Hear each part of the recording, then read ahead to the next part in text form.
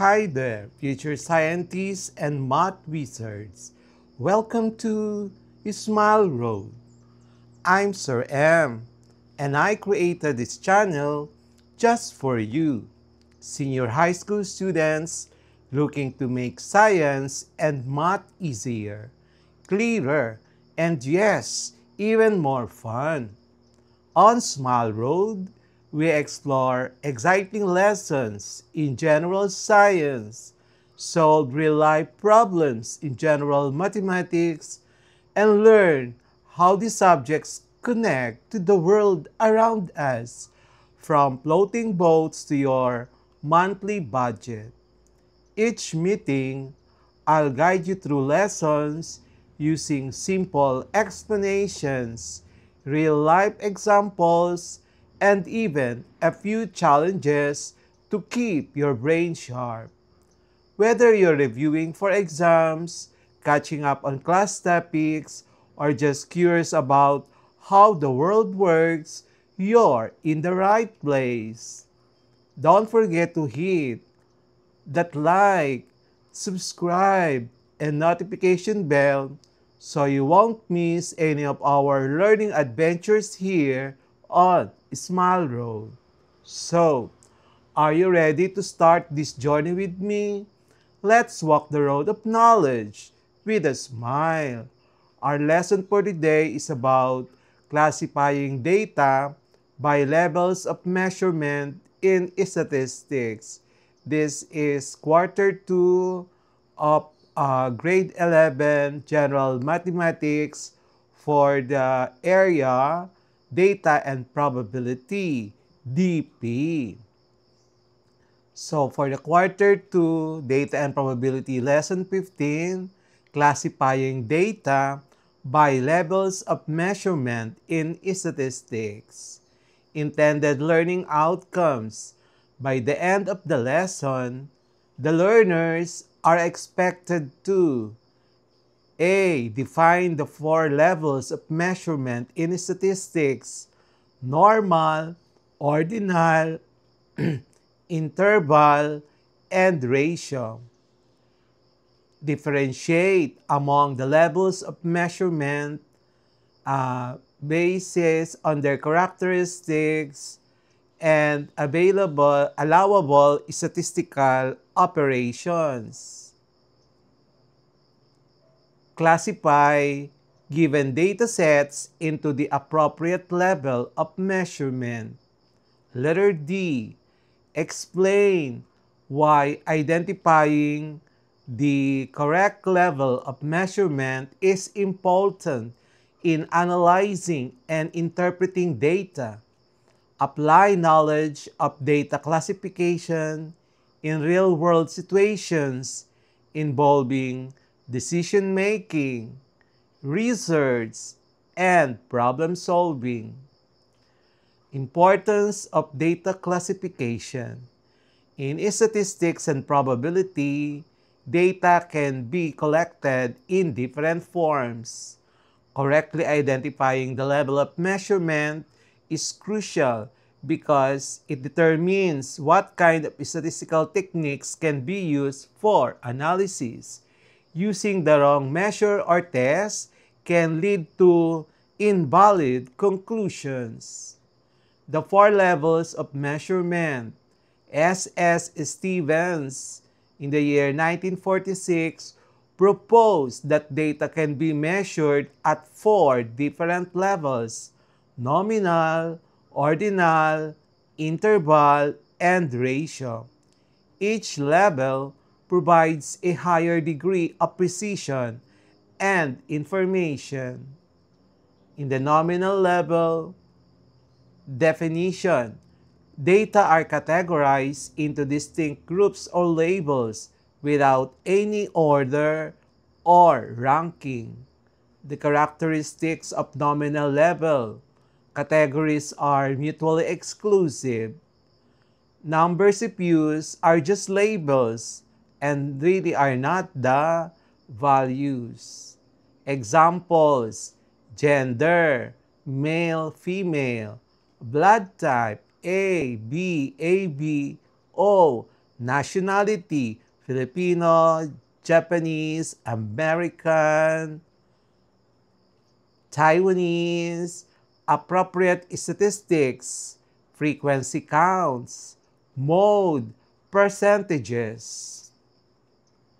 For the ordinal level, its definition, data are arranged in a specific order or ranking, but the differences between values are not measurable.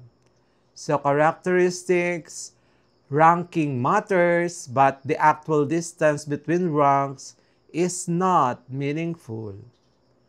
Examples, educational attainment, elementary, high school, college, postgraduate, satisfaction ratings, very unsatisfied, unsatisfied, neutral, satisfied, very satisfied. Class standing, first place, second place, third place. So appropriate statistics, median, percentiles, the non-parametric tests. Interval level.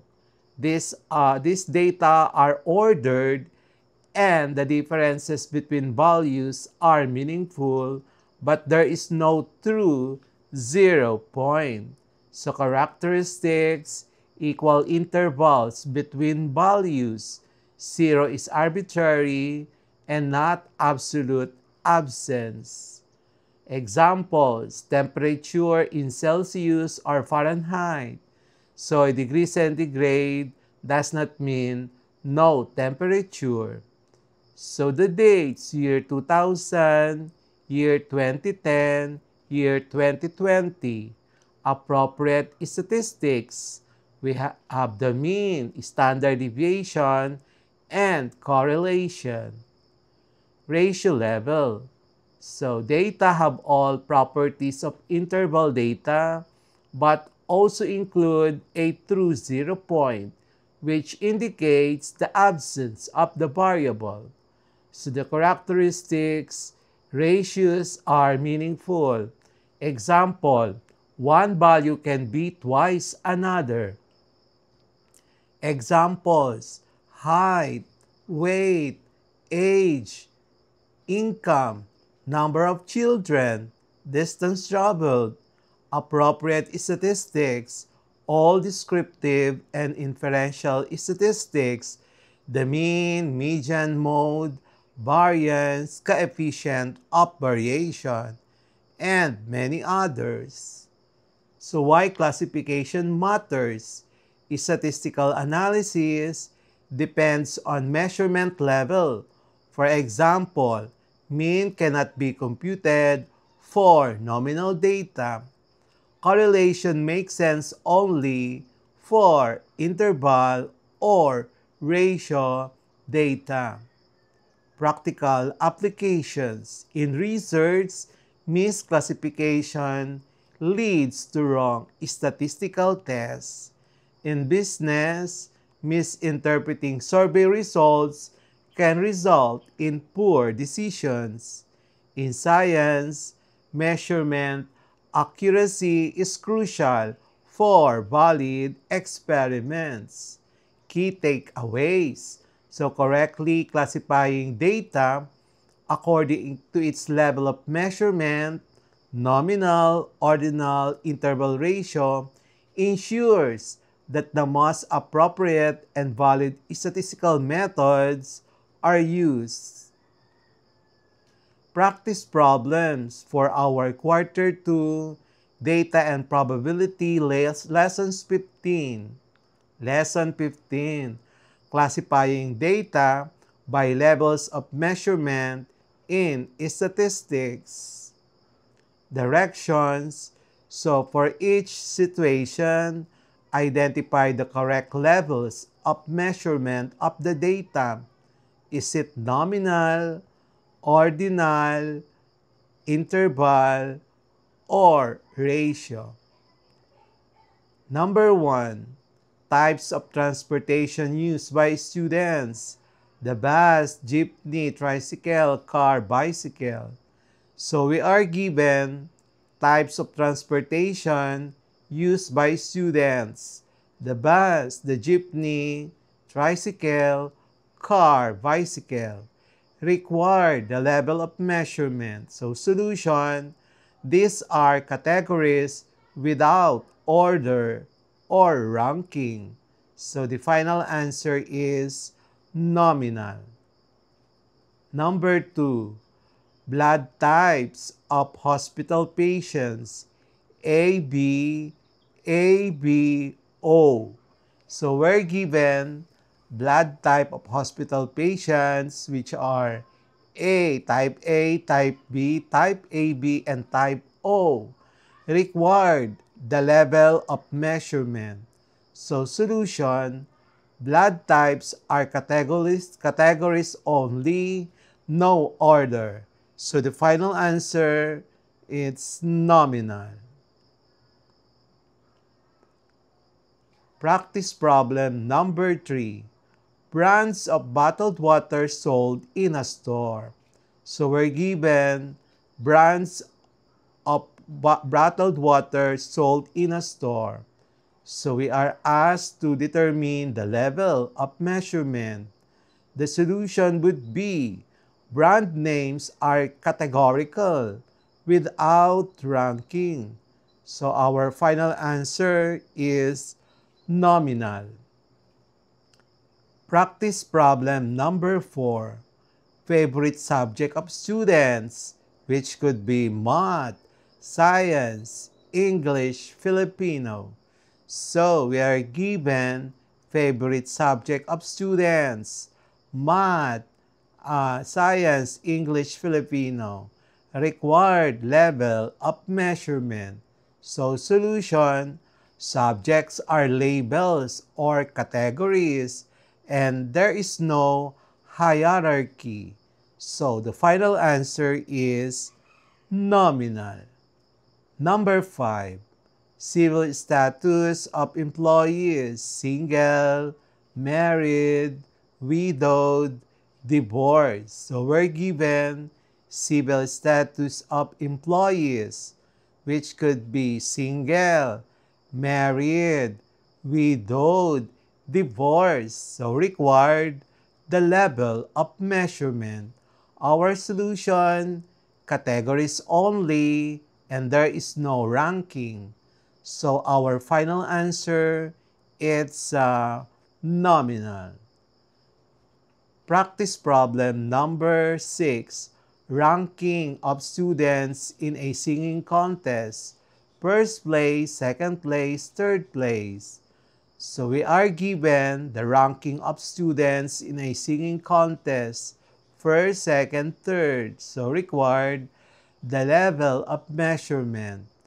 Our solution, the data has order, but no equal spacing. So our final answer is ordinal. Practice problem number 7. Levels of customer satisfaction. Very satisfied, dissatisfied, neutral, satisfied, very satisfied. So we are given levels of customer satisfaction. Very dissatisfied up to very satisfied. We are required to determine the level of measurement. The solution, the data has order, but differences are not measurable. So our final answer is ordinal. We will have the next part of our lesson, Quarter 2, Data and Probability, lesson number